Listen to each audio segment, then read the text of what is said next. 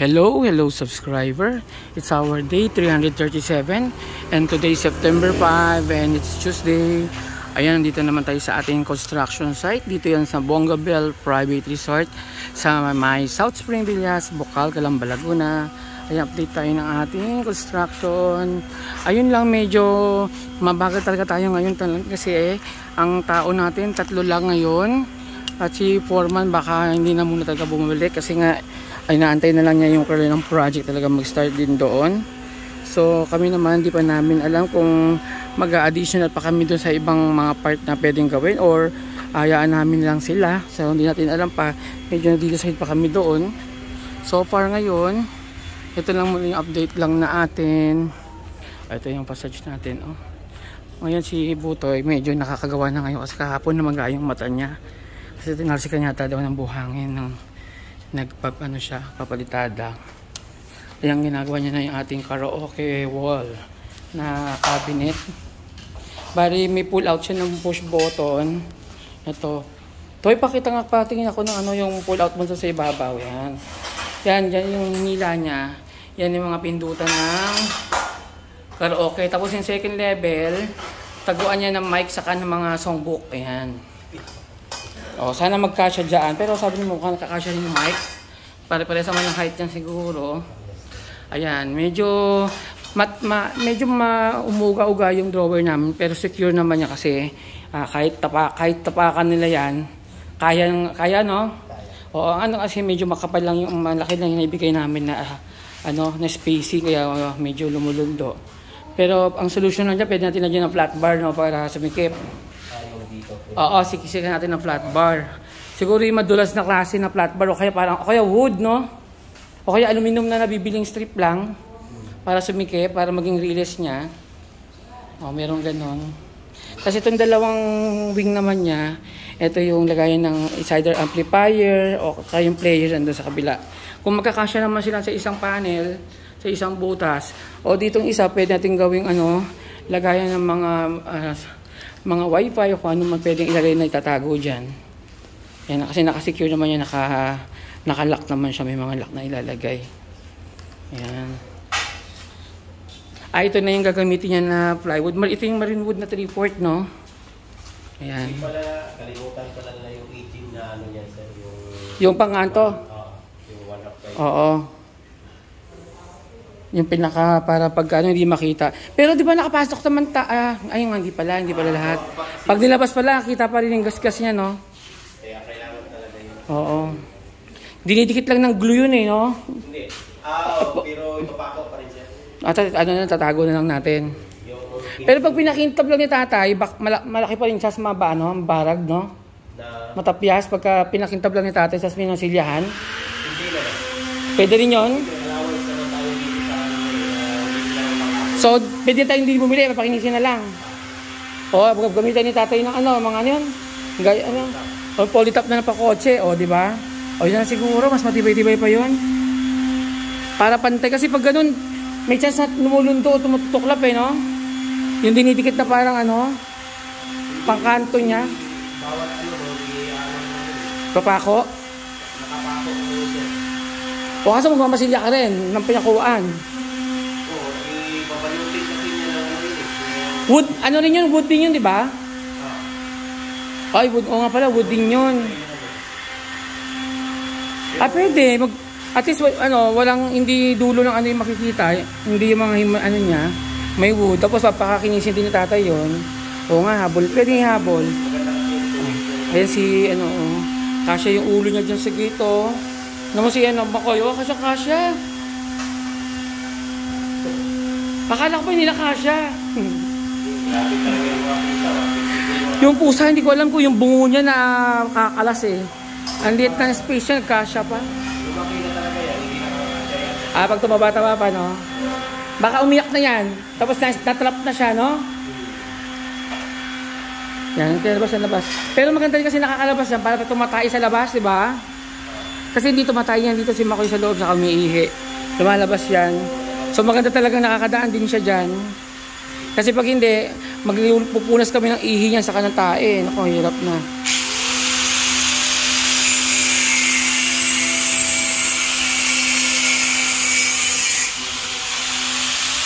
Tapos ito yung kahapon na minasalihan ni tatay. Ayan. Ang taas yan. Pipinturahan na rin niya yata. O, nagalbanize niya na. Ang taas na ito. May pagkain pa dito kumain si Boss Chip eh, oh. Bukas pa yung mga ilaw.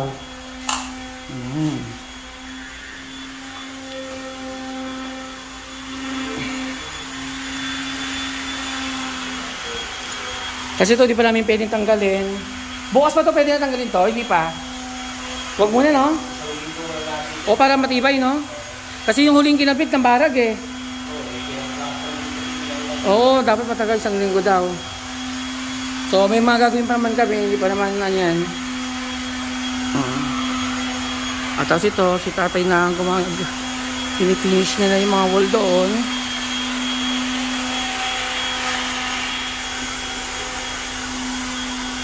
Ayan, yung 3 tao natin. Tapos ito si tatang isa, oh. Oh, yun lang yung ginagawa nila ngayon. Tapos kami, baka tumutulong-tulong lang kami para mabilis. Kagabi ginawa nila to, nagwa-wiring sana kami. Yung ba't hindi na tuloy. Pero dapat mapirmi na rin yung wiring. Pero pinapa-order ako ni Boss Chip ng mga junction eh. Kung hintayin ko rin yun, o bahala na. Siguro naman mabilis ang delivery.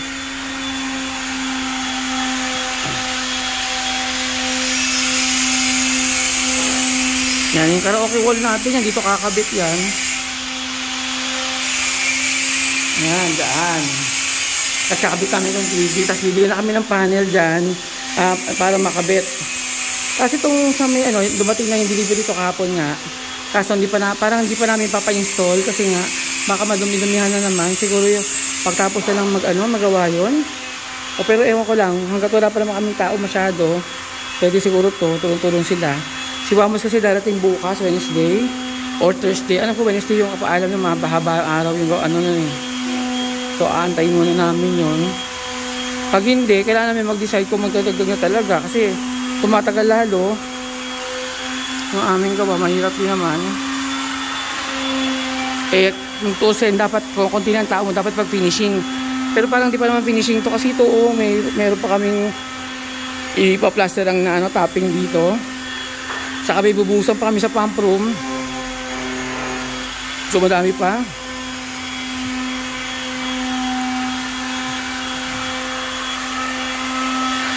Ayan, ang gagawin ni tatay dyan, gagayahin na naman niya yung pinaka-frame niya, siguro wood style yan.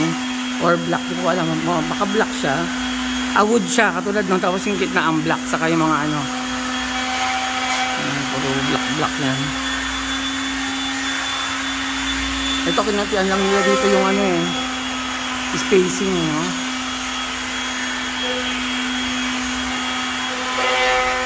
Kasi pag marami naman din bakal, parang hindi na siya magiging see-through eh.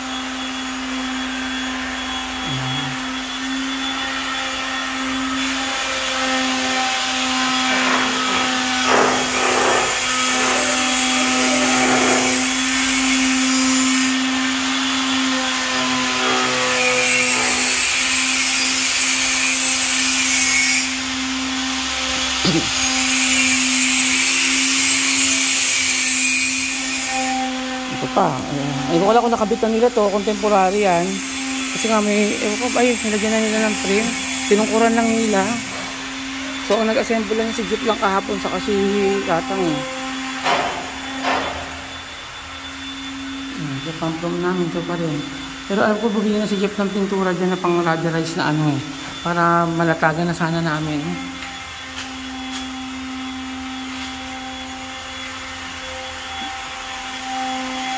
Yun lang yung update natin ngayon kasi nga sa 3 lang tao natin, so isang araw nila gagawin yan. So mukhang kailangan ko talaga siguro magdagdag na kasi marami pa talagang gagawin.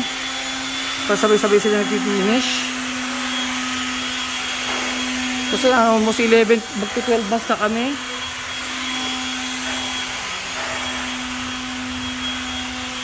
Sayang. Actually, wala namang pinakaibahan na nagdagdag ng tao sa kukunti tao. Ang kaibahan lang, yung tagal. Tatagal kasi. Pag tumagal naman, ang magsasakripisyo, imbis na pwede na ako mag-for-rent. Hindi pa ako nakakapag-for-rent ng resort. So, So yung mga kasabayan ko doon, yung kahapon na pinuntahan ko, napanood nyo yung vlog doon, binisita ko siya. 80% pa lang yung construction niya, nagpapalit na siya. Ako naman ayoko naman din ng ganun kasi nga baka hindi ko na matuloy yung ibang gagawin. Nabanggit ko nga sa kanya baka tama rin na siya mag-repair pag kumikita na. Kaya gusto ko sana tuloy-tuloy na, hindi pa.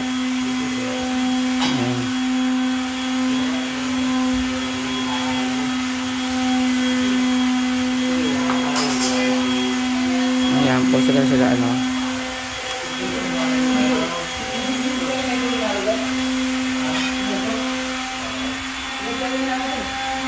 Tapos nila yung may binili pala ako ng pang welding, hindi ko pa nagagamit. Gusto ko sana may isasample yun.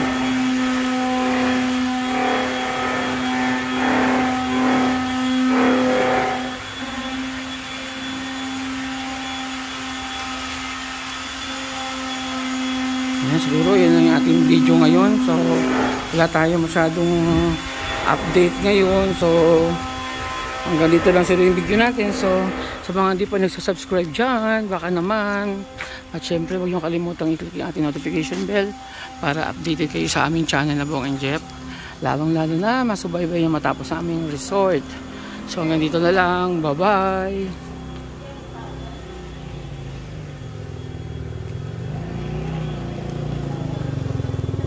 Okay mga kasama. Sama na kayo. Bye bye na.